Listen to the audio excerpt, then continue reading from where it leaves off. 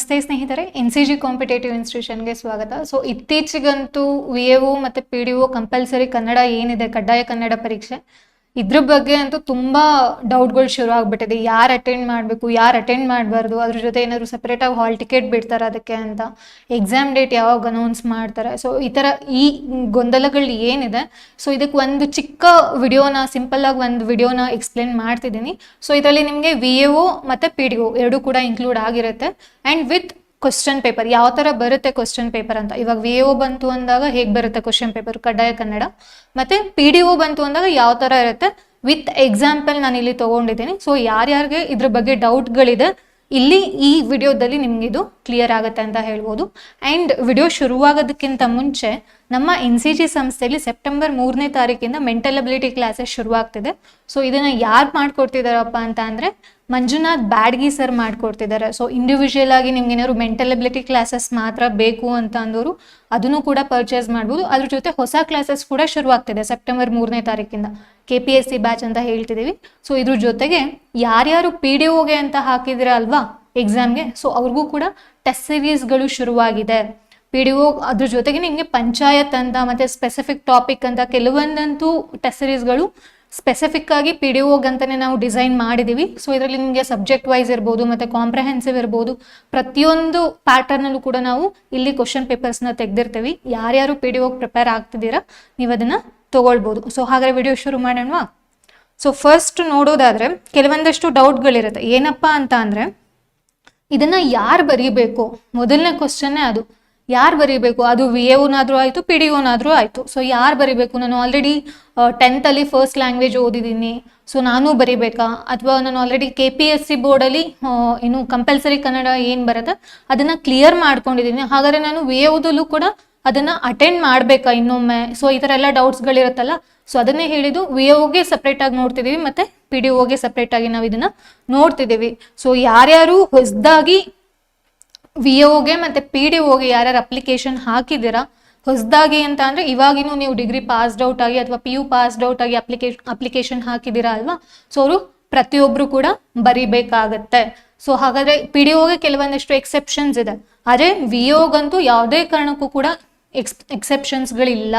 ಓಕೆನಾ? ಪ್ರತಿಯೊಬ್ಬರು must and should ಅಂತಲೇ ಹೇಳ್ಬೋದು. ಸೊ ಅದನ್ನು ಇಂಡಿವಿಜುವಲ್ ಆಗಿ ನೋಡ್ತಾ ಹೋಗೋಣ. ಪರೀಕ್ಷೆ ಹೇಗಿರುತ್ತಪ್ಪ? MCQ ಇರುತ್ತಾ ಅಥವಾ ಡಿಸ್ಕ್ರಿಪ್ಟಿವ್ ಇರುತ್ತಾ? ಅಂದರೆ ಟಿಕ್ ಮಾಡೋದಿರುತ್ತಾ, ರೌಂಡ್ ಮಾಡೋದಿರುತ್ತಾ, ಅಥವಾ ನಾವು ಹೋಗಿ ಅಲ್ಲಿ 10th ಎಕ್ಸಾಮ್ ಬರೀತಿದ್ವಿ ಗೊತ್ತಾ, ಆ ಥರ ಬರೆಯೋದಿರುತ್ತಾ, ಅದನ್ನು ನಾವು ನೋಡಬೇಕಾಗತ್ತೆ. ಪರೀಕ್ಷೆ ದಿನಾಂಕ ಯಾವಾಗ? ನಾರ್ಮಲ್ ಆಗಿ ಏನು ಮಾಡ್ತಾರೆ KPSCಲಿ ಹಿಂದಿನ ದಿನ ಇಡ್ತಾರೆ, ಹೌದಲ್ವಾ? ಸೊ ಸಂಡೇ ಯೂಶಲಿ ಏನಿರುತ್ತೆ, ಮಾರ್ನಿಂಗ್ GK ಪೇಪರು, ಮಧ್ಯಾಹ್ನ ಕಮ್ಯುನಿಕೇಷನ್ ಪೇಪರ್ ಇರುತ್ತೆ. ಅದ್ರದ್ದು ಹಿಂದಿನ ದಿನ ಅಂತ ಅಂದರೆ ಶನಿವಾರ ಏನಿರುತ್ತೆ ಕಡ್ಡಾಯ ಕನ್ನಡ, ಅದು ಮ್ಯಾಕ್ಸಿಮಮ್ ಮಧ್ಯಾಹ್ನ ಟೈಮಿಂಗ್ಸಲ್ಲಿ ಇಟ್ಟಿದ್ದಾರೆ. ಸೊ ಹಾಗಾದ್ರೆ ಇಲ್ಲಿ VAO ಮತ್ತು PDOಗೆ ತೊಗೊಂಡಾಗ ಯಾವಾಗಿರುತ್ತೆ ಎಕ್ಸಾಮು? ಓಕೆನಾ? ಅದು ವಿತ್ ಡೇಟ್ ಕೂಡ ನಾನು ಇಲ್ಲಿ ಹೇಳ್ತಿದ್ದೀನಿ. ಹಾಲ್ ಟಿಕೆಟ್ ಯಾವಾಗ ಬಿಡ್ತಾರೆ ಅಂತ ಅಂದರೆ ಇವಾಗ ಮೇನ್ ಎಕ್ಸಾಮ್ ಇದೆ ಅಲ್ವಾ, ಸೊ October 27ಗೆ VA ಶೆಡ್ಯೂಲ್ ಆಗಿದೆ. ಆ್ಯಂಡ್ December 8ಗೆ ನಮಗೆ non-HK ತೊಗೊಂಡಾಗ PDO ಶೆಡ್ಯೂಲ್ ಆಗಿದೆ. ಸೊ ಹಾಗಾದರೆ ಕಡ್ಡಾಯ ಕನ್ನಡ ಪರೀಕ್ಷೆ ಯಾವಾಗಿರುತ್ತೆ? ಅದ್ರ ಜೊತೆಗೆ ಹಾಲ್ ಟಿಕೆಟ್ ಸಪ್ರೇಟಾಗಿ ಕಡ್ಡಾಯ ಕನ್ನಡ ಪರೀಕ್ಷೆಗೆ ಬಿಡ್ತಾರಾ ಅಥವಾ ಅದ್ರ ಸೇರಿಸಿ ಬಿಡ್ತಾರಾ? ಇದು ಕೂಡ ಕೆಲವೊಂದಷ್ಟು ಡೌಟ್ಸ್ಗಳಿದ್ದಾವೆ.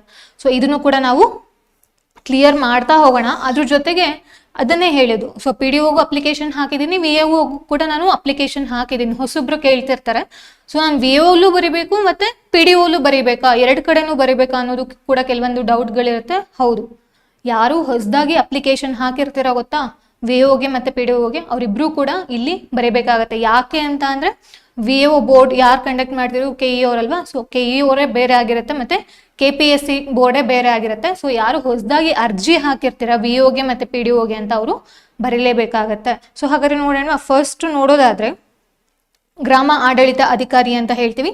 ಇದರ ಹುದ್ದೆ ಏನಾಗಿತ್ತು? ಫಸ್ಟು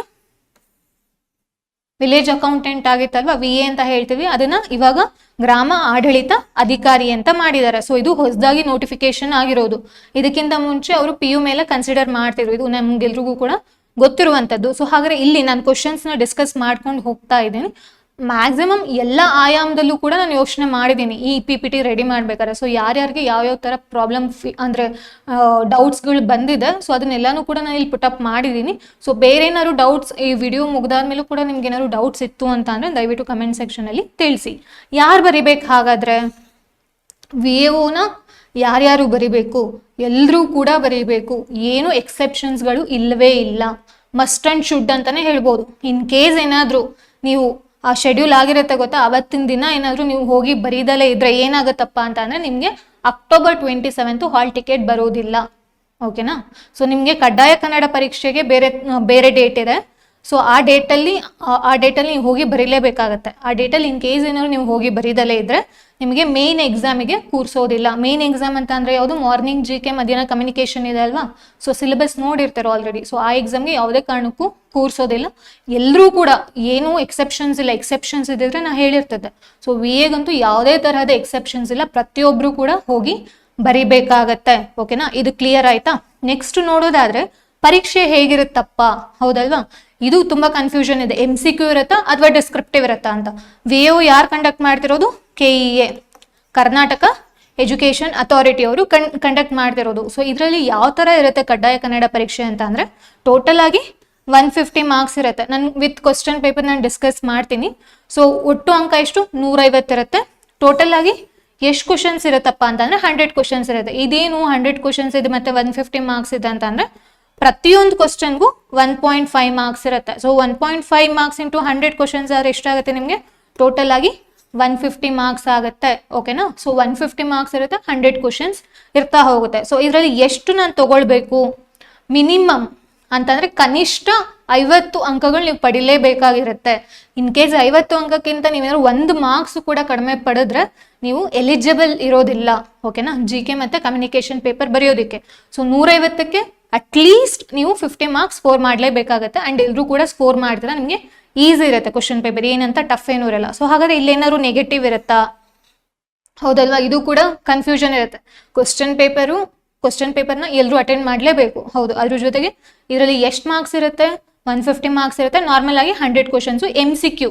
ಓಕೆನಾ? ನೀವು ನಾರ್ಮಲ್ ಆಗಿ ಹೇಗೆ GK paper, communication paper attend ಮಾಡ್ತೀರಾ ಅದೇ ತರ ಈ ಪೇಪರ್ ಕೂಡ ಇರುತ್ತೆ. MCQ ಇರುತ್ತೆ. ಅದ್ರ ಜೊತೆಗೆ ಎಷ್ಟು ಸ್ಕೋರ್ ಮಾಡ್ಬೇಕಂದ್ರೆ ಮಿನಿಮಮ್ 50 ಮಾರ್ಕ್ಸ್ ಸ್ಕೋರ್ ಮಾಡ್ಬೇಕಾಗತ್ತೆ. ಮತ್ತೆ ಯಾವುದೇ ತರಹದ ನೆಗೆಟಿವ್ ಮಾರ್ಕ್ಸ್ ಇರೋದಿಲ್ಲ. ಆದ್ರೆ ಮೇನ್ ಎಕ್ಸಾಮ್ಗೆ ಇದ್ದೇ ಇರುತ್ತೆ. GK ಮತ್ತೆ ಕಮ್ಯುನಿಕೇಶನ್ ಬರೀತಿರೋ ಗೊತ್ತಾ, ಸಂವಹನ ಪತ್ರಿಕೆ ಅಂತ ಕನ್ನಡ, ಇಂಗ್ಲಿಷ್, ಕಂಪ್ಯೂಟರ್ ಒಂದು ಪೇಪರ್ ಇರುತ್ತೆ. ಇನ್ನು ಮಿಕ್ಕಿದ GK syllabus, general studies syllabus ಏನಿದೆ ಅದು ಒಂದಿರುತ್ತಲ್ಲ, ಅದಕ್ಕೆ ನೆಗೆಟಿವ್ ಇರುತ್ತೆ. ಆದ್ರೆ ಕಂಪಲ್ಸರಿ ಕನ್ನಡಗೆ ನೆಗೆಟಿವ್ ಇರೋದಿಲ್ಲ. ಓಕೆನಾ? ಸೊ ಮುಂದಕ್ಕೆ ಹೋಗೋಣವಾ? ಪರೀಕ್ಷೆ ದಿನಾಂಕ ಯಾವಾಗ ಮೇಡಮ್ ಅಂತ, ಹೌದಲ್ವಾ? ಸೊ ನಾರ್ಮಲ್ ಆಗಿ ನಮಗೆ ಯಾವಾಗ ಎಕ್ಸಾಮ್ ಶೆಡ್ಯೂಲ್ ಆಗಿರೋದು VAದು 27 ಅಕ್ಟೋಬರ್ ಶೆಡ್ಯೂಲ್ ಆಗಿರುವಂಥದ್ದು. ಇದೆಲ್ರಿಗೂ ಕೂಡ ಗೊತ್ತಿದೆ, ಹೌದಲ್ವಾ? VA ಎಕ್ಸಾಮ್ ಯಾವಾಗಪ್ಪ ಅಂತ ಅಂದ್ರೆ 27. ಇದರಲ್ಲಿ ಯಾವ್ಯಾವ ಪೇಪರ್ ಬರೀತಿರೋದು? ಪೇಪರ್ 1 ಮತ್ತೆ ಪೇಪರ್ 2. ಪೇಪರ್ 1 ನಿಮಗೆ GK ಇರುತ್ತೆ. ಪೇಪರ್ 2 ನಿಮ್ಗೆ ಯಾವ್ದಿರುತ್ತೆ? ಕಮ್ಯುನಿಕೇಶನ್ ಪೇಪರ್ ಇರುತ್ತೆ. ಮಾರ್ನಿಂಗ್ 10 ಗಂಟೆಗೆ ಒಂದು ಪೇಪರ್ ಕೊಡ್ತಾರೆ, ಮಧ್ಯಾಹ್ನ 2 ಗಂಟೆಗೆ ಒಂದು ಪೇಪರ್ ಕೊಡ್ತಾರೆ. ಇದು ಯಾವತ್ತು? 27. ಹಾಗಾದ್ರೆ ಕಂಪಲ್ಸರಿ ಕನ್ನಡ ಯಾವಾಗಿದೆಯಪ್ಪ ಅಂತಂದ್ರೆ ಸೆಪ್ಟೆಂಬರ್ 29 ಇದೆ. ಓಕೆನಾ? ಸೊ ಅದೇ ಡೇಟ್ ಬೇರೆ, ಇದೇ ಡೇಟ್ ಬೇರೆ. ಈ ಡೇಟ್ ಅಂತೂ ಯಾವುದೇ ಕಾರಣಕ್ಕೂ ಮಿಸ್ ಮಾಡೋ ಹಾಗಿಲ್ಲ. ಪ್ರತಿಯೊಬ್ರು ಕೂಡ ಹೋಗಿ ಬರೀಲೇಬೇಕು. ಸೆಪ್ಟೆಂಬರ್ 29 ಕಂಪಲ್ಸರಿ ಕನ್ನಡ VAಗೆ ಕಂಡಕ್ಟ್ ಮಾಡ್ತಿದ್ದಾರೆ KE ಅವರು. ಸೊ ಹಾಗಾದ್ರೆ ಇದ್ರದ್ದು ಹಾಲ್ ಟಿಕೆಟ್ ಯಾವಾಗ ಬರುತ್ತೆ? ಓಕೆನಾ? ಈ ಡೌಟು ಕೂಡ ಇರುತ್ತೆ. ಹೌದು, ಎಕ್ಸಾಮ್ ಏನೋ ಹೇಳಿದ್ರಿ, ಹಾಲ್ ಟಿಕೆಟ್ ಯಾವಾಗ ಬಿಡ್ತಾರೆ? ಒಂದು 7 to 10 days ಬಿಫೋರ್ ನಿಮಗೆ ಹಾಲ್ ಟಿಕೆಟ್ ಸಿಗುತ್ತೆ. ಓಕೆನಾ? ಮಿನಿಮಮ್ ಅಂದ್ರೆ 7 days ಬಿಫೋರ್ ಅಂತೂ ಸಿಕ್ಕೇ ಸಿಗುತ್ತೆ. ಸೊ ಬಿಫೋರ್ 10 days ಅಂತೂ ನಿಮ್ಗೆ ನೋಟಿಫೈ ಆಗುತ್ತೆ. ಅರ್ಥ ಆಗ್ತಿದ್ಯಾ? ಸೊ ಇದು ನಿಮ್ಗೆ ಇಷ್ಟು ಡೌಟ್ಸ್ಗಳು ಇರುವಂಥದ್ದು, ಹೌದಲ್ವಾ? ಸೊ ನೆಕ್ಸ್ಟ್ ನಾವು ನೋಡೋದಾದ್ರೆ ಇದು ಹೇಗಿದ್ಯಪ್ಪ ಕ್ವಶನ್ ಪೇಪರ್ ಅಂತ, ಹೌದಲ್ವಾ? ಎಲ್ರಿಗೂ ಕೂಡ ಇದು ತುಂಬಾ ಡೌಟ್ಗಳಿರುತ್ತೆ. ಹೆಂಗ್ ಮಾಡ್ತಿದ್ದಾರೆ, ಎಕ್ಸಾಮ್ ಹೇಗೆ ಕಂಡಕ್ಟ್ ಮಾಡ್ತಿದ್ದಾರೆ, ತುಂಬಾ ಕನ್ಫ್ಯೂಷನ್ ಆಗ್ತಿದ್ಯಲ್ಲ ಅಂತ. ಸೊ ಏನು ತಲೆ ಕೆಡಿಸ್ಕೊಳ್ಳೋ ಹಾಗಿಲ್ಲ. ಓಕೆನಾ? ಕ್ವಶನ್ ಪೇಪರ್ ಈ ರೀತಿ ಇರುತ್ತೆ, ನೋಡ್ತಾ ಹೋಗೋಣ. ಸೊ ನೋಡಿ, ಕಡ್ಡಾಯ ಕನ್ನಡ ಅಂತ ಕೊಟ್ಟಿದ್ದಾರೆ. ಇದು KE ಎಕ್ಸಾಮ್ ನಡೆಸಿರುವಂತಹ ಕಡ್ಡಾಯ ಕನ್ನಡ ಪೇಪರ್. ಓಕೆನಾ? VA ಅವರು ಪ್ರತಿಯೊಬ್ರು ಕೂಡ ಬರೀಬೇಕು. ಎಷ್ಟು ಟೈಮ್ ಕೊಡ್ತಿದ್ದಾರೆ ನಿಮ್ಗೆ ಇಲ್ಲಿ? 120 ಮಿನಿಟ್ಸ್ ಅಂತ ಅಂದ್ರೆ 2 hours ಕೊಡ್ತಿದ್ದಾರೆ, 2 hour ಕೊಡ್ತಿದ್ದಾರೆ. ಸೊ ಎಷ್ಟು ಅಂಕಗಳು? ಗರಿಷ್ಠ 150 ಅಂಕಗಳು. ನಾವು ಆಲ್ರೆಡಿ ಹೇಳಿದ್ದೆ ಅಲ್ವಾ, 150 ಅಂಕಗಳಿರುತ್ತೆ. ಒಟ್ಟು ಪ್ರಶ್ನೆ ಎಷ್ಟಿರುತ್ತಪ್ಪ ಅಂತ ಅಂದ್ರೆ 100 ಇರುತ್ತೆ. ಓಕೆನಾ? ಪ್ರತಿ ಪ್ರಶ್ನೆಗೆ ಎಷ್ಟು ಮಾರ್ಕ್ಸ್ ಇದೆ? 1.5 ಮಾರ್ಕ್ಸ್ ಇದೆ. ಅವಾಗಲೇ ಹೇಳ್ದಲ್ವಾ? ಸೊ 100 into 1.5 ಆದ್ರೆ ಎಷ್ಟಾಗುತ್ತೆ? 150 ಮಾರ್ಕ್ಸ್ ಆಗುತ್ತೆ. ಸೊ ಹಾಗಾದ್ರೆ ಇದರಲ್ಲಿ ಕೆಲವೊಂದಷ್ಟು ಇನ್ಸ್ಟ್ರಕ್ಷನ್ಸ್ ಇದೆ, ಅದನ್ನ ನಾವು ನೋಡ್ತಾ ಹೋಗೋಣ. ಏನಪ್ಪ ಇನ್ಸ್ಟ್ರಕ್ಷನ್ಸ್ ಅಂತ ಅಂದ್ರೆ, ಇಲ್ಲಿ ನೋಡಿ, ಪ್ರಶ್ನೆ ಪತ್ರಿಕೆಯಲ್ಲಿ 100 ಪ್ರಶ್ನೆಗಳಿದ್ದು ಪ್ರತಿ ಪ್ರಶ್ನೆಗೂ 4 ಬಹು ಆಯ್ಕೆಯ ಆಪ್ಷನ್ಸ್ಗಳಿರುತ್ತೆ ಅಂತ. ಸೊ ಏನಾಗಿರುತ್ತೆ? 4 ಆಪ್ಷನ್ಸ್ಗಳಿರುತ್ತಲ್ವಾ, ಸೊ 4 ಬಹು ಆಯ್ಕೆಯ ಉತ್ತರಗಳಿರುತ್ತೆ. ಅದರಲ್ಲಿ ನೀವೇನ್ ಮಾಡ್ಬೇಕಾಗತ್ತೆ, ಪ್ರತಿ ಪ್ರಶ್ನೆಯ ಕೆಳಗೆ ಕೊಟ್ಟಿರುವ 4 ಬಹು ಆಯ್ಕೆಯ ಉತ್ತರಗಳಲ್ಲಿ ನೀವು ಎಷ್ಟು ಆಯ್ಕೆ ಮಾಡ್ಬೇಕಾಗತ್ತೆ, ಕೇವಲ 1 ಮಾತ್ರ ಆಯ್ಕೆ ಮಾಡ್ಬೇಕಾಗತ್ತೆ. MCQ ಅಂತ ಅಂದ್ರೆ ನಿಮ್ಗೆ ಗೊತ್ತಿರುತ್ತೆ. ಇಲ್ಲಿ ನೋಡಿ, ಋಣಾತ್ಮಕ ಮೌಲ್ಯಮಾಪನವಿರುವುದಿಲ್ಲ ಅಂತ ಅಂದ್ರೆ ಯಾವುದೇ ಕಾರಣಕ್ಕೂ ನಿಮ್ಗೆ ನೆಗೆಟಿವ್ ಮಾರ್ಕ್ಸ್ ಅನ್ನೋದು ಇರೋದಿಲ್ಲ. ಬರೀ ನೀವೇನ್ ಅಟೆಂಡ್ ಮಾಡಿದ್ರು ಅಷ್ಟಕ್ಕೆ ಮಾತ್ರ ನಿಮ್ಗೆ ಮಾರ್ಕ್ಸ್ ಕ್ಯಾಲ್ಕುಲೇಟ್ ಮಾಡಿದ್ರೆ ನೀವು ಅದರಲ್ಲಿ 50 ಸ್ಕೋರ್ ಮಾಡ್ಬೇಕಾಗತ್ತೆ. ಓಕೆನಾ. ಸೊ ಇದಿಷ್ಟು ಏನಾಯ್ತು ನಿಮ್ಗೆ ಕೆಎದಾಯ್ತು. ಸೊ ಹಾಗಾದ್ರೆ ಕ್ವಶನ್ಸ್ ಯಾವ ರೀತಿ ಇದೆ ಅಂತ ಅಂದ್ರೆ ನೋಡ್ತಾ ಹೋಗೋಣ. ಇಲ್ಲಿ ಗುಣಸಂಧಿಗೆ ಉದಾಹರಣೆ ಪದ ಯಾವುದು, ಗ್ರಾಮರ್ ಕೇಳಿದಾನೆ. ಮತ್ತೆ ರು ಎಂಬ ವರ್ಣವನ್ನು ಹೊರತುಪಡಿಸಿದಾಗ ಕನ್ನಡ ವರ್ಣಗಳ ಸಂಖ್ಯೆ ಎಷ್ಟಿರುತ್ತೆ, ಉದ್ದೀಪಿತ ಪದದ ಅರ್ಥ, ಉದ್ದೀಪಿತ ಅಂದ್ರೇನು, ಪ್ರಚೋದಿತ, ಉದ್ದೀಪನ ಅಂತ ಹೇಳ್ತೀವಿ ಗೊತ್ತಾ. ಸೊ ಈ ತರ ನಿಮ್ಗೆ ಕ್ವಶನ್ಸ್ಗಳು ಇರ್ತಾ ಹೋಗುತ್ತೆ. ಸುಸಂಗತ ಪದದ ಅರ್ಥ, ಮೀನಿಂಗ್ಸ್ ಕೇಳಿದ್ದಾರೆ, ಗ್ರಾಮರ್ ಕೇಳಿದ್ದಾರೆ, ಅದ್ರ ಜೊತೆಗೆ ಸ್ವಲ್ಪ ಮಟ್ಟಿಗೆ ಸಾಹಿತ್ಯನೂ ಕೂಡ ಇರುತ್ತೆ. ನೋಡಿ, ವಿರುದ್ಧಾರ್ಥಕ ಪದ. ನಾರ್ಮಲ್ ಆಗಿ ನೀವು ಇವಾಗ ಕಮ್ಯುನಿಕೇಶನ್ ಕನ್ನಡ ಓದಿರ್ತೀರ ಗೊತ್ತಾ, ಮ್ಯಾಕ್ಸಿಮಮ್ ಅದೇ ಸಾಕಾಗುತ್ತೆ. 150ಕ್ಕೆ 50 ಮಾರ್ಕ್ಸ್ ಸ್ಕೋರ್ ಮಾಡೋದು ಕಷ್ಟನೇ ಅಲ್ಲ. ಓಕೆನಾ. ಅರ್ಹ ಪದದ ವಿರುದ್ಧ ಪದ ಯಾವ್ದಾಗತ್ತೆ, ಅನರ್ಹ. ಸೊ ಈ ತರ ನಿಮ್ಗೆ ಕ್ವಶನ್ಸ್ಗಳು ಕೇಳ್ತಾ ಹೋಗಿರ್ತಾರೆ. ಸೊ ಇದ್ರಿಂದ ನೀವೇನ್ ಮಾಡ್ಬೇಕಾಗತ್ತೆ, 150 ಮಾರ್ಕ್ಸ್ ಇರುತ್ತೆ, ಅದರಲ್ಲಿ ನೀವು 50 ಮಾರ್ಕ್ಸ್ನ ತಗೊಳ್ಬೇಕಾಗಿರುತ್ತೆ. ಇನ್ ಕೇಸ್ ಏನಾದ್ರು ನಿಮ್ಗೆ ಈ ಕ್ವಶನ್ ಪೇಪರ್ ಬೇಕು ನನಗೆ ಅಂತಂದ್ರೆ ದಯವಿಟ್ಟು NCG ಇನ್ಸ್ಟಿಟ್ಯೂಷನ್ ಕಾಂಟ್ಯಾಕ್ಟ್ ಮಾಡಿ, ಅವ್ರು ನಿಮ್ಗೆ ಕಳ್ಸಿಕೊಡ್ತಾರೆ. ನಾನು ನಿಮ್ಗೆ ಎಕ್ಸಾಂಪಲಿಗೆ ಇರ್ಲಿ ಅಂತ ಅಂದ್ಬಿಟ್ಟು ನಾನು ಹಾಕಿದ್ದೀನಿ. ಟೋಟಲ್ ಆಗಿ ಎಷ್ಟು ಕ್ವಶನ್ಸ್ ಇದೆ ಅಂತ ನೋಡೋಣ. ಕಂಪ್ಲೀಟ್ ಆಗಿ ಹಾಕಿದ್ದೀನಿ ನಾನಿಲ್ಲಿ.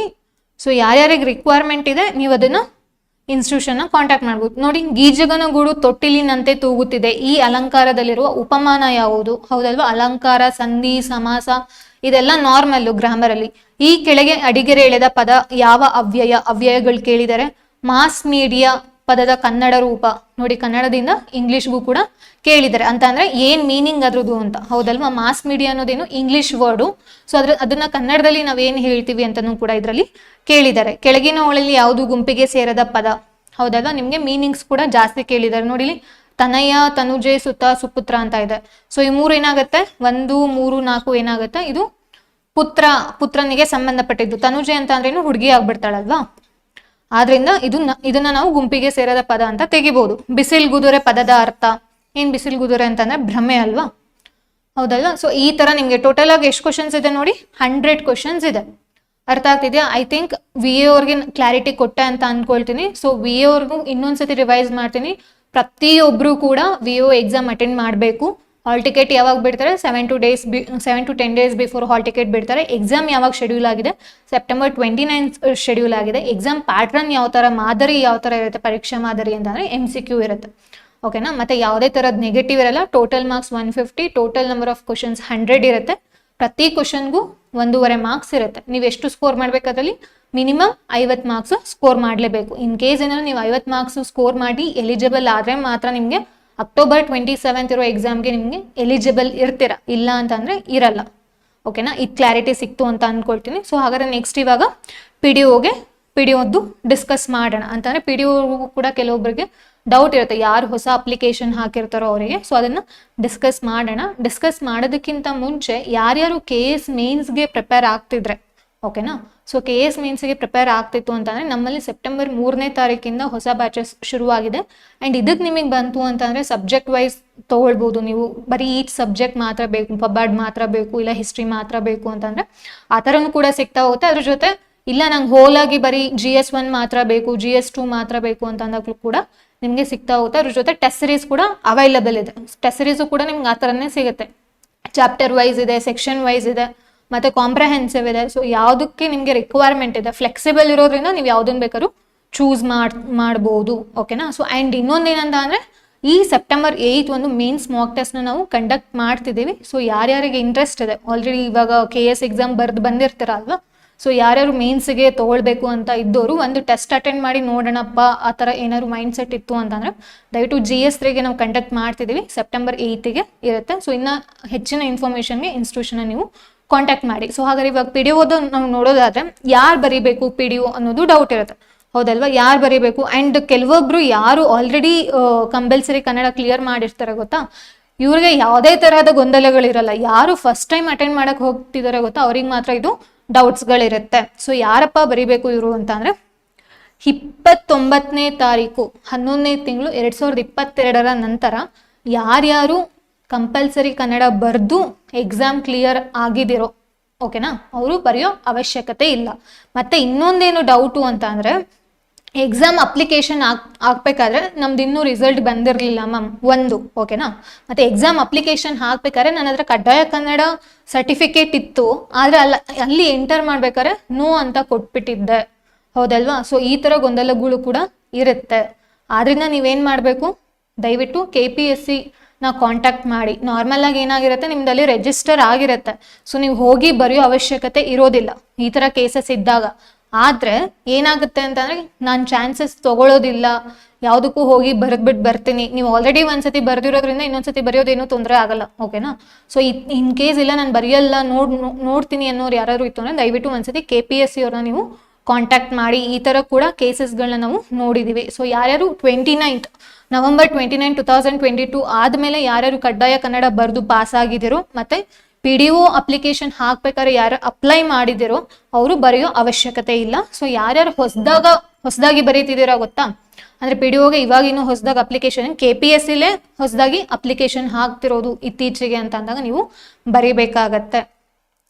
ಪರೀಕ್ಷೆ ಹೇಗಿರುತ್ತೆ, KEAದು MCQ ಇರುತ್ತೆ, ಆದರೆ KPSC ಫಾರ್ಮ್ಯಾಟ್ ಏನಿರುತ್ತೆ ಡಿಸ್ಕ್ರಿಪ್ಟಿವ್ ಇರುತ್ತೆ. ನಾವು 10th ಎಕ್ಸಾಮಲ್ಲಿ ಹೋಗಿ ಬರ್ಬಿಟ್ಟು ಬರ್ತೀವಿ ಗೊತ್ತಾ, ಸೊ ಆ ಥರ ಡಿಸ್ಕ್ರಿಪ್ಟಿವ್ ಇರುತ್ತೆ. ನಿಮಗೆ ಬುಕ್ಲೆಟ್ ಕೊಡ್ತಾರೆ, ನೀವು ಆ ಬುಕ್ಲೆಟಲ್ಲಿ ಬರೆದು ಆ ಬುಕ್ಲೆಟ್ನ ಅವರಿಗೆ ವಾಪಸ್ ಕೊಡಬೇಕು. ಅದು ಕ್ವಶನ್ ಪೇಪರ್ ಕೂಡ ನಾನು ಹಾಕಿದ್ದೀನಿ PDO ಓಕೆನಾ. ಸೊ ಟೋಟಲ್ ಆಗಿ ಎಷ್ಟು ಮಾರ್ಕ್ಸ್ ಇರುತ್ತಪ್ಪ ಇದರಲ್ಲಿ ಅಂತಂದರೆ 150 ಮಾರ್ಕ್ಸ್ ಇರುತ್ತೆ. ಅದರಲ್ಲೂ ಕೂಡ 150 ಮಾರ್ಕ್ಸ್ ಇರುತ್ತೆ, ಇದರಲ್ಲಿ 150 ಮಾರ್ಕ್ಸ್ ಇರುತ್ತೆ. ಆದರೆ ಪ್ಯಾಟ್ರನ್ ಬೇರೆ, ಆದರೆ ಮಿನಿಮಮ್ ಸ್ಕೋರ್ ಮಾಡಬೇಕಾಗಿರೋದು ಅಷ್ಟು ಎರಡರಲ್ಲೂ ಕೂಡ ಸೇಮ್. VOದಲ್ಲೂ ನೀವು 50 ಮಾಡಬೇಕು, ಇದರಲ್ಲೂ ಕೂಡ PDOಲ್ಲೂ ಕೂಡ ನೀವು 50 ಮಾರ್ಕ್ಸ್ನ ಸ್ಕೋರ್ ಮಾಡಬೇಕಾಗತ್ತೆ. ಹಾಗಾದ್ರೆ ಯಾವುದಾದ್ರೂ ನೆಗೆಟಿವ್ ಮಾರ್ಕ್ಸ್ ಅಂತ ಇರುತ್ತೆ, ಋಣಾತ್ಮಕ ಅಂಕಗಳು ಯಾವುದೇ ಕಾರಣಕ್ಕೂ ಇರೋದಿಲ್ಲ. ಅದು VOನಾದ್ರೂ ಆಯಿತು ಅಥವಾ PDOನಾದ್ರೂ ಆಯಿತು. ಸೊ ಹಾಗಾದ್ರೆ ಎಕ್ಸಾಮ್ ಯಾವಾಗಿದೆ, ಹೌದಲ್ವಾ, ಎಕ್ಸಾಮ್ ಯಾವಾಗಿದೆ ಅಂತಂದರೆ HK ಅವ್ರಿಗೆ, ಹೈದರಾಬಾದ್ ಕರ್ನಾಟಕದವ್ರಿಗೆ 16/11/2024 ಓಕೆನಾ. ನಾನ್ HK ಅವ್ರಿಗೆ ತೊಗೊಂಡಾಗ 7/11/2024 ಇದೆ. ಅರ್ಥ ಆಗ್ತಿದ್ಯಾ. ಸೊ ಇಬ್ರಿಗೂ ಬೇರೆ ಬೇರೆ. HK ಅವ್ರಿಗೆ ಗೊತ್ತಾಗುತ್ತೆ ಇವಾಗ ಹೇಗೆ ಬರೀಬೇಕು ಅಂತ.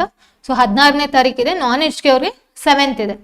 ಅರ್ಥ ಆಗ್ತಿದ್ಯಾ. ಸೊ ಈ ಡೇಟಲ್ಲಿ ನೀವು ಹೋಗಿ ಕಂಪಲ್ಸರಿ ಕನ್ನಡನ ಬರಿಬೇಕಾಗತ್ತೆ. ನಾನು ಆಗಲೇ ಹೇಳಿದೆ, ಯೂಶ್ವಲಿ ಏನು ಮಾಡ್ತಾರೆ KPSC ಅವರು, ಭಾನುವಾರ ಮೇನ್ ಎಕ್ಸಾಮ್ ಇರುತ್ತೆ ಅಂತ ಅಂದರೆ GS ಮತ್ತು ಕಮ್ಯುನಿಕೇಷನ್ ಇರುತ್ತೆ, ಶನಿವಾರ ಏನು ಮಾಡ್ತಾರೆ ಕಡ್ಡಾಯ ಕನ್ನಡ ಬರೆಸ್ತಾರೆ ಅಂತ ಹೇಳಿದೆ. ಸೊ ಅದನ್ನೇ ಹೇಳಿದ್ರು, December 8ಗೆ ನಾನ್ HK ಅವ್ರಿಗೆ PDO ಶೆಡ್ಯೂಲ್ ಆಗಿದೆ. ಇದು ಯಾವಾಗ ಅಂತ ಅಂದರೆ ಸಂಡೇ ಓಕೆನಾ, ಇದು ಸಂಡೇ ಬಿದ್ದಿದೆ. ಸೊ 7th ಅಂತ ಅಂದರೆ ಇದು ಸ್ಯಾಟರ್ಡೆ. ಸೊ ಈ ಥರ ಇರುತ್ತೆ ಯೂಶ್ವಲ್ ಆಗಿ KPSCದು. ನೋಡೋಣ ಕ್ವಶನ್ ಪೇಪರ್ ಹೇಗಿರುತ್ತೆ ಅಂತ. ಹಾಲ್ ಟಿಕೆಟ್ ಯಾವಾಗ ಬಿಡ್ತಾರೆ ಅಂತ ಅಂದರೆ ಇದು ಕೂಡ ಅಷ್ಟೇ, ಒಂದು ವಾರದಿಂದ 10 ದಿನ, 7ರಿಂದ 10 ದಿನಗಳ ಮುಂಚೆ ನಿಮಗೆ ಹಾಲ್ ಟಿಕೆಟ್ ಸಿಗುತ್ತೆ. ಸೊ ಹಾಗಾದರೆ ಎರಡೂ ಪರೀಕ್ಷೆಗಳಲ್ಲೂ ಕೂಡ ಅರ್ಜಿ ಹಾಕಿರೋರು ಎರಡೂ ಪರೀಕ್ಷೆಗಳಲ್ಲೂ ಕೂಡ ಕಡ್ಡಾಯ ಕನ್ನಡ ಬರೀಬೇಕಾ? ನೀವು ಆಲ್ರೆಡಿ PDOನಲ್ಲಿ ಕ್ಲಿಯರ್ ಮಾಡಿಬಿಟ್ಟಿರ್ತೀರ ಅಂತಂದರೆ 29/11/2022 ಅಂತ ಏನು ಹೇಳಿದೆ, ಅದಾದಮೇಲೆ ಎಕ್ಸಾಮ್ ಬರೆದು ಕಂಪಲ್ಸರಿ ಕನ್ನಡ ಕ್ಲಿಯರ್ ಮಾಡಿರ್ತೀರ.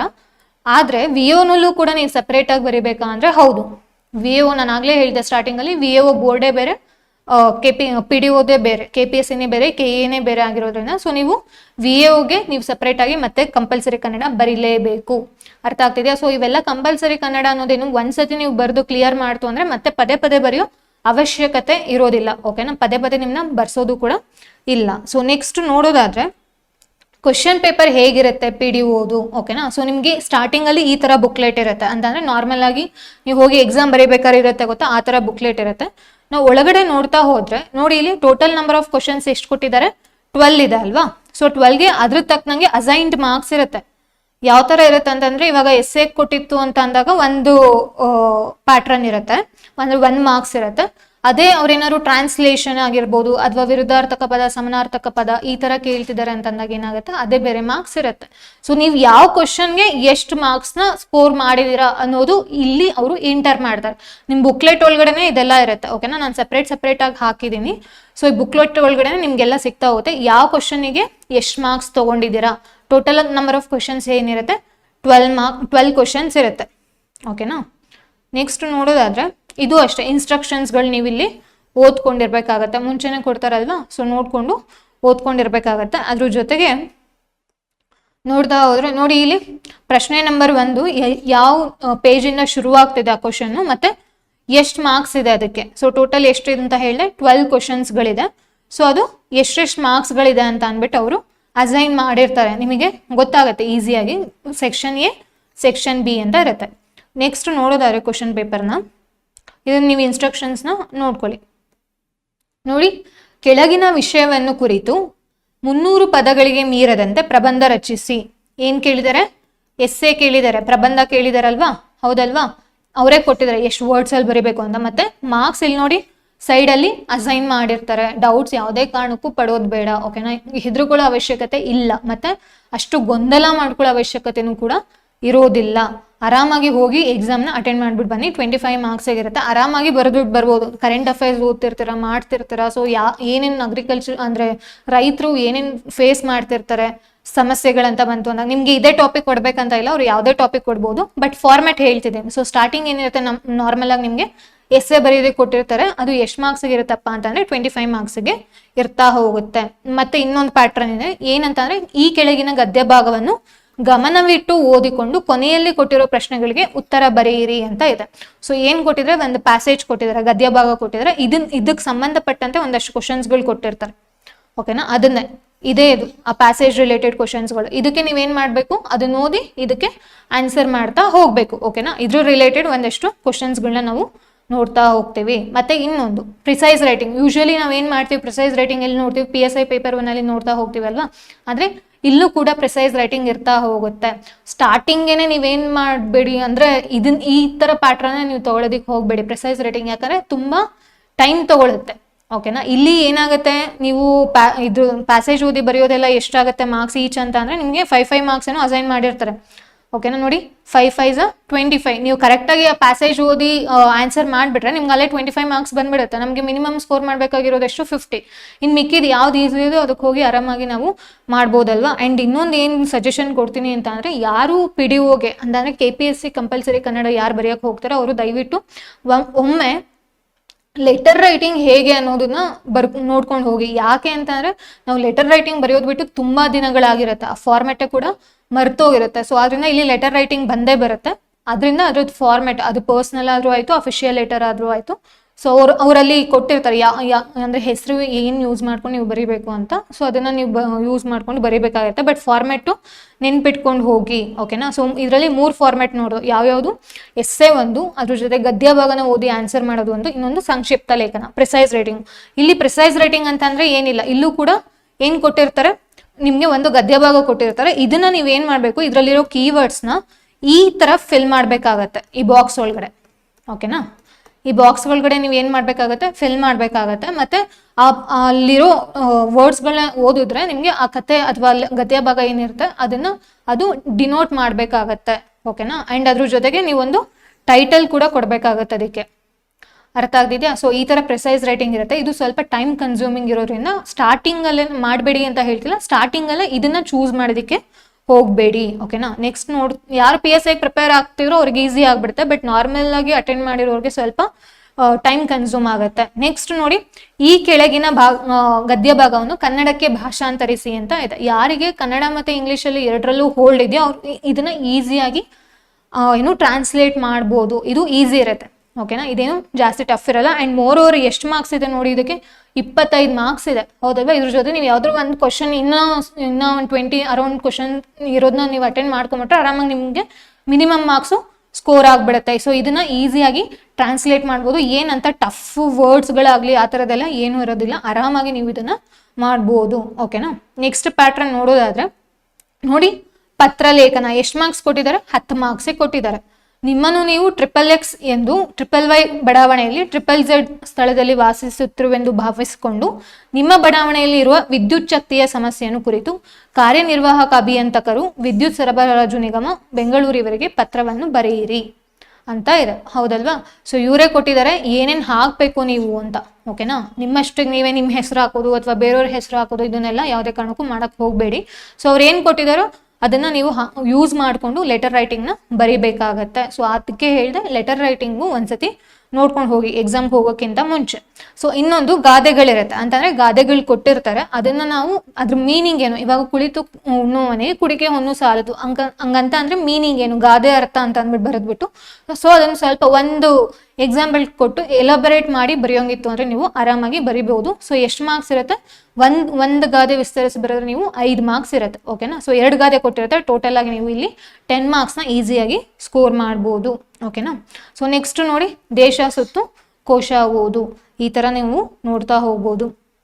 ಕೆಳಗಿನ ನುಡಿಗಟ್ಟುಗಳ ಅರ್ಥ ವಿವರಿಸಿ ಅಂತ ಇದೆ. ಸೊ ಅರ್ಥ ಮೊರೆ ಹೋಗು ಅದರ ಅರ್ಥ ಏನು, ಮತ್ತೆ ಅದನ್ನ ನೀವು ಸ್ವಂತ ವಾಕ್ಯದಲ್ಲಿ ಬಳಸೋದಾದ್ರೆ ಯಾವ ತರ ಹೇಳ್ತೀರಾ ಅದನ್ನು ಕೂಡ ನೀವು ಇಲ್ಲಿ ಬರೀಬಹುದು. 1ಕ್ಕೆ 3 ಮಾರ್ಕ್ಸ್ ಇದೆ.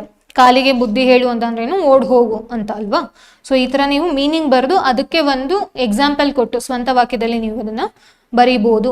ಕೆಳಗಿನ ಪ್ರಶ್ನೆಗಳಿಗೆ ಒಂದೊಂದು ವಾಕ್ಯದಲ್ಲಿ ಉತ್ತರಿಸಿ ಅಂತಂದ್ರೆ ಎಷ್ಟು ಮಾರ್ಕ್ಸ್ ಇರುತ್ತೆ, ಒಂದೊಂದು ಇರ್ತಾ ಹೋಗುತ್ತೆ. ಕನ್ನಡದ ಮೊದಲ ಶಾಸನ ಯಾವುದು, ಹರಿಹರನು ಬರೆದ ಕಾವ್ಯದ ಹೆಸರೇನು, ಅಕ್ಕಮಹದಿ, ಇದೇ ಕ್ವಶನ್ ಬರುತ್ತೆ ಅಂತಲ್ಲ, ಈ ತರ ಕ್ವಶನ್ಸ್ಗಳು ಬರುತ್ತೆ. ನೀವು ಆಲ್ರೆಡಿ ಕನ್ನಡ ಕಮ್ಯುನಿಕೇಶನ್ ಪೇಪರ್ಗೆ ಪ್ರಿಪೇರ್ ಆಗಿರೋದ್ರಿಂದ ಸೊ ಇದೆಲ್ಲ ಏನಾಗುತ್ತೆ ನಿಮಗೆ ಆರಾಮಾಗಿ ಈಸಿಯಾಗಿ ಮಾಡ್ತಾ ಹೋಗ್ಬೋದು ಅಂಡ್ ಮಿನಿಮಮ್ ಮಾರ್ಕ್ಸ್ ಈಸಿಯಾಗಿ ಸ್ಕೋರ್ ಮಾಡ್ಬೋದು. ತತ್ಸಮ ತದ್ಭವ, ವಿದ್ಯೆ ಬಿಜ್ಜೆ, ತ್ಯಾಗ ಚಾಗ, ಹೌದಲ್ವಾ, ಎಲ್ರಿಗೂ ಗೊತ್ತಿದೆ. ಬ್ರಹ್ಮ ಬೊಮ್ಮ ಎಲ್ಲರೂ ಕೂಡ ಓದಿರ್ತೇವೆ. ಸೊ ಇದೆಲ್ಲ ನಿಮ್ಗೆ ಏನಾಗುತ್ತೆ ಈಸಿ ಆಗ್ತಾ ಹೋಗುತ್ತೆ. ಇನ್ನ ಅವಶ್ಯಕತೆ ಇಲ್ಲ ಅಲ್ಲ ಡೌಟ್ ಪಡೋದು ಮತ್ತೆ ಗೊಂದಲ ಮಾಡ್ಕೊಳ್ಳೋದು. ಸೊ ಇದ್ರದೆಲ್ಲ ಅವಶ್ಯಕತೆ ಇಲ್ಲ, ಬಿಡಿಸಿ ಬರೆಯೋದು, ಹೌದಲ್ವಾ. ಇದನ್ನೆಲ್ಲ ಈಸಿಯಾಗಿ ಕೊಟ್ಟಿದ್ದಾರೆ, ಏನಂತ ಟಫ್ ವರ್ಡ್ಸ್ ಎಲ್ಲ ಏನೂ ಇರಲ್ಲ, ನೀವು ಆರಾಮಾಗಿ ಸ್ಕೋರ್ ಮಾಡ್ಕೊಳ್ಳಿ. ಓಕೆನಾ. ವಿರುದ್ಧಾರ್ಥಕ ಪದ, ಸೊ ಇದಿಷ್ಟೆಲ್ಲ ಏನಾಗುತ್ತೆ ನಿಮಗೆ, ಇನ್ನು ಯಾವುದೇ ತರಹದ ಡೌಟ್ಗಳಿರಲಿ, ಓಕೆನಾ. ಸೊ ನನಗೆ ಎಷ್ಟು ಮಟ್ಟಿಗೆ ಅನಿಸಿದ್ಯೋ ಸೊ ಅದೆಲ್ಲ ಥರದ ಯೋಚನೆ ಮಾಡಿ ನಾನು VAO ಮತ್ತು PDOಗೆ ನಾನು ಕ್ಲಿಯರ್ ಮಾಡಿದ್ದೀನಿ. ಮತ್ತೆ ಏನಾದ್ರು ಡೌಟ್ಸ್ ಇತ್ತು ಅಂತಂದರೆ ದಯವಿಟ್ಟು ಕಮೆಂಟ್ ಸೆಕ್ಷನಲ್ಲಿ ತಿಳಿಸಿ.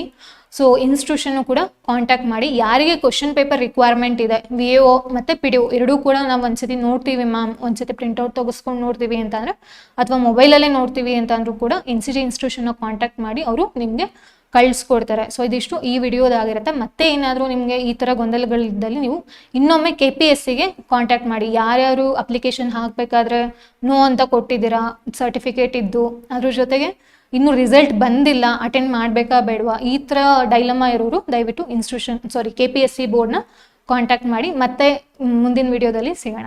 Thank you.